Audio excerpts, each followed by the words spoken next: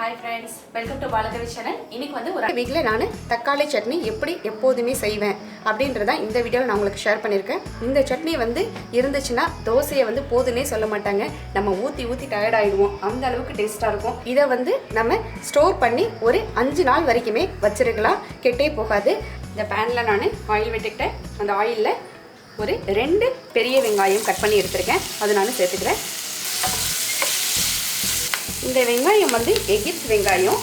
இதுதான் எனக்கு இந்த தடவை வெங்காயம் வாங்கும்போது கிடைச்சது. இந்த வெங்காயத்தோட நிறம் பாருங்க. இதோ பாருங்க இந்த கலர்.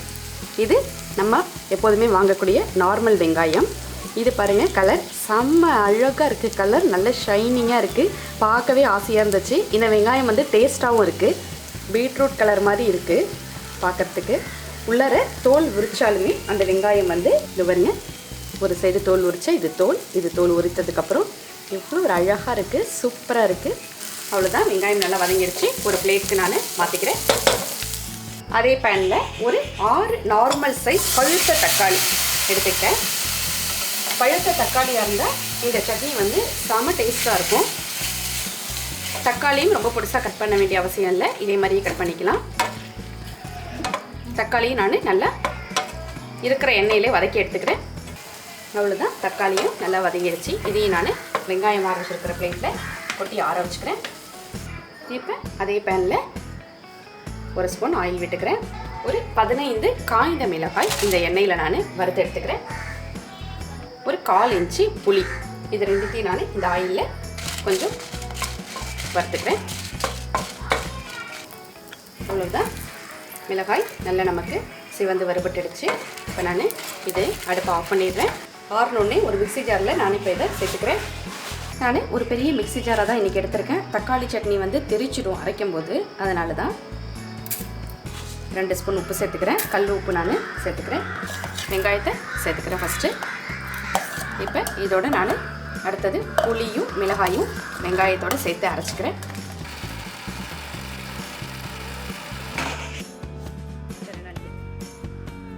இப்போ இந்த ஸ்டேஜில் நான் தக்காளியை சேர்த்துக்கிறேன். ஒரு பாதி மஞ்சதுக்கப்புறம் தக்காளி சேர்த்துக்கிறேன்.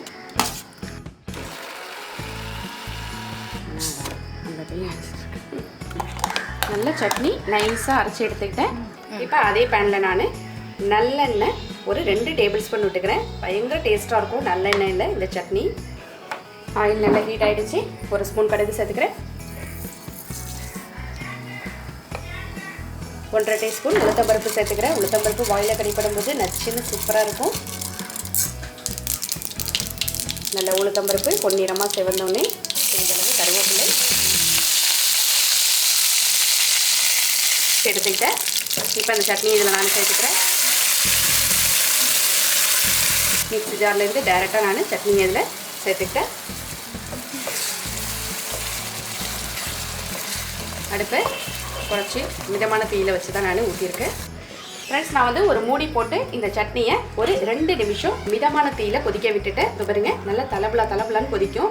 கண்டிப்பாக கவர் பண்ணி வச்சிடணும், இல்லைன்னா சுற்றி எல்லா இடத்துலையும் தெளிச்சிடும். இந்த 2 நிமிடம் கொதிக்கும் போது தான் இந்த சட்னியோட மனம், அந்த தக்காளி சட்னியோட மனம் வந்து அருமையாக கிடைக்கும் நமக்கு. அப்படி ஒரு டேஸ்ட்டாக இருக்கும். கண்டிப்பாக நீங்களும் ட்ரை பண்ணி பாருங்கள் ஃப்ரெண்ட்ஸ். கண்டிப்பாக நீங்கள் ட்ரை பண்ணிட்டீங்கன்னா ஒரு தடவை ட்ரை பண்ணால் போதும், அடிக்கடி இந்த ஃபேவரட் சட்னி வந்து ரெடி பண்ண ஆரம்பிச்சிருவீங்க. இப்போ வந்து வெங்காயம் விலை வந்து ஜாஸ்தியாக இருக்குது. அப்போ வெங்காயத்தை குறைவாகவும் தக்காளியை ஜாஸ்தியாகவும் வச்சு இந்த சட்னியை ரெடி பண்ணியிருக்க தக்காளி சட்னி அப்படின்னு இதை நம்ம சொல்லலாம். அப்படி ஒரு டேஸ்ட்டாக இருக்கும். இதை சாப்பிட்டு பார்த்தீங்கன்னா நமக்கு ஹோட்டல் சுவை கூட இதில் உங்களுக்கு தெரியும். கண்டிப்பாக ட்ரை பண்ணி பாருங்கள் ஃப்ரெண்ட்ஸ். தேங்க்யூ ஃபார் வாட்சிங். மறக்காமல் பாலகவி சேனலை சப்ஸ்கிரைப் பண்ணிவிட்டு பக்கத்தில் உள்ள பெல் சிம்மில் ப்ரெஸ் பண்ணிங்க.